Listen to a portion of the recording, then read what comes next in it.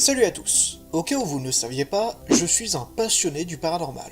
Je m'étais plongé dedans vers mes 7-8 ans, et comme beaucoup d'enfants de mon âge, j'ai trouvé ça intriguant comme j'ai trouvé ça traumatisant. Aujourd'hui, j'ai beaucoup mûri, et je me sens capable de faire la différence entre vérité et mensonge dans ce domaine. Je me suis renseigné sur beaucoup de phénomènes, et s'il y en a bien un qui a attiré ma curiosité, c'est la paralysie du sommeil. Donc aujourd'hui, j'ai tout bonnement décidé de vous parler de ce phénomène.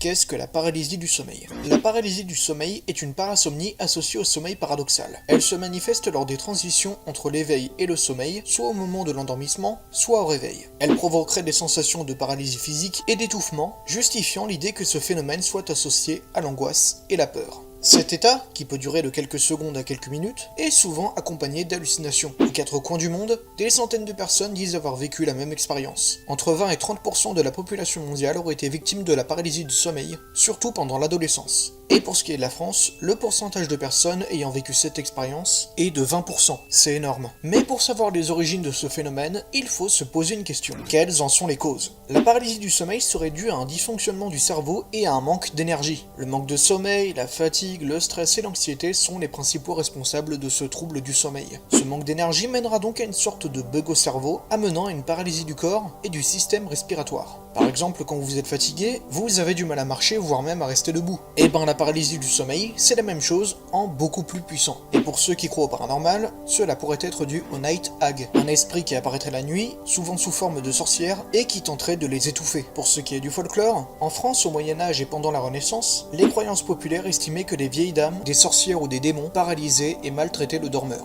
En Picardie, on les appelle les coquemards, du vieux français cocher, foulé ou pressé, et toujours de la même racine mar, emprunté au moyen néerlandais par le Picard. C'est d'ailleurs de là que vient le mot cauchemar. Dans le lyonnais, on parle de coq vieille et dans le Languedoc, de la chaouche vieillio, et on utilise le terme chauche-poulet. Pour ce qui est du reste du monde, en Chine on parle de Gui Ya Chuang, Agrog ou Oldag à Terre-Neuve au Canada, Subida del Muerto au Mexique, Carabassan en Turquie, Jedma, Bouberak, ou encore Boutletis en Algérie, Bouktat au Maroc, ou encore Kanashibari au Japon, littéralement maintenu par une étreinte de fer. Pour info, une étreinte, c'est comme une personne qui te serre très fort dans ses bras, mais en beaucoup plus fort, comme un boa qui essayerait de t'étouffer. Que se passe-t-il lors d'une paralysie du sommeil?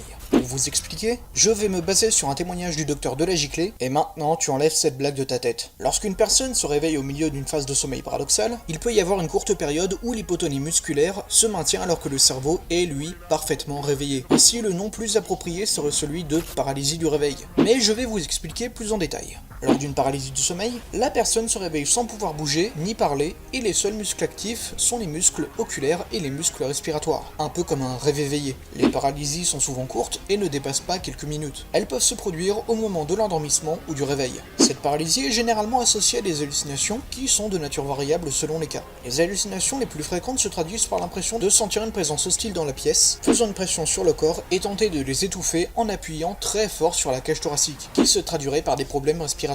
Il peut également s'agir d'hallucinations auditives, visuelles ou kinesthésiques. Ces hallucinations peuvent être source d'anxiété, voire d'insomnie, et la personne a peur de se rendormir pour subir une nouvelle expérience. Certains considèrent que la paralysie du sommeil est une hypothèse qui ne peut pas rendre compte de l'intensité des expériences qu'ils endurent. Et si cette sensation terrifiante d'une présence maléfique n'était pas qu'une pure production du cerveau piégé entre le rêve et le sommeil? Et s'il y avait vraiment quelque chose? C'est ce que commence à craindre Mike Pike, un homme qui souffre de nuits très agitées. En juillet 2014, il a installé une caméra fixe au pied de son lit pour se filmer pendant son sommeil, et au bout de quelques heures...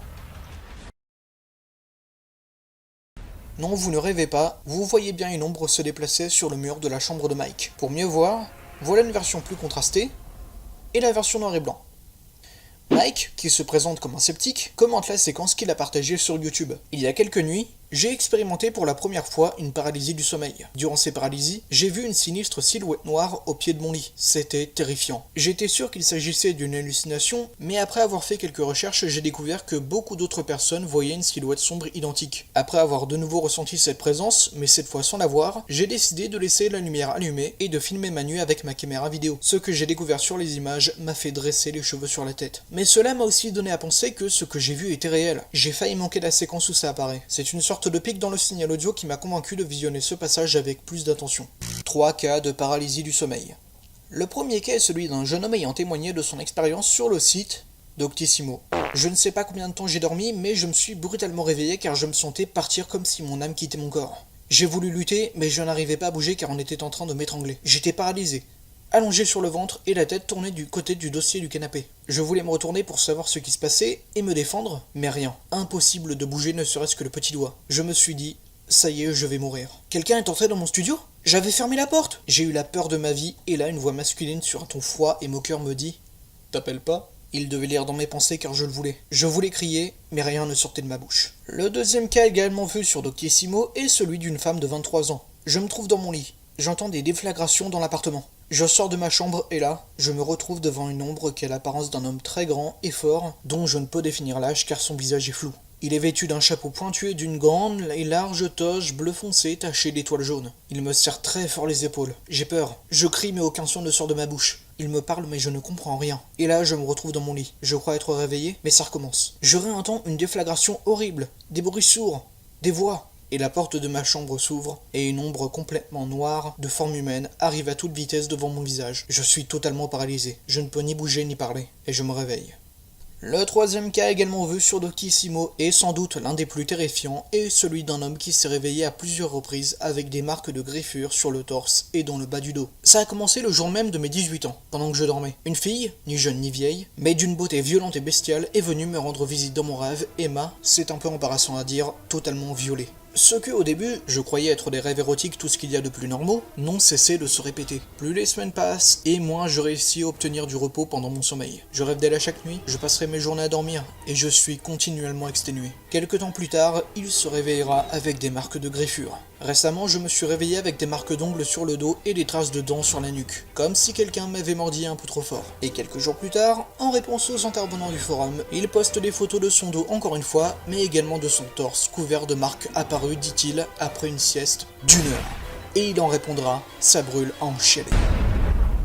Bon voilà, la paralysie du sommeil, est-ce que c'est scientifique ou paranormal? On ne le saura probablement jamais. Mais même si au fond il n'y a aucune réponse, j'ai beaucoup aimé travailler sur cette vidéo. Et vous en pensez quoi de la paralysie du sommeil? Balancez votre avis en commentaire, j'ai beaucoup aimé travailler sur cette vidéo. C'était Bastien03 et je vous dis à la prochaine, salut!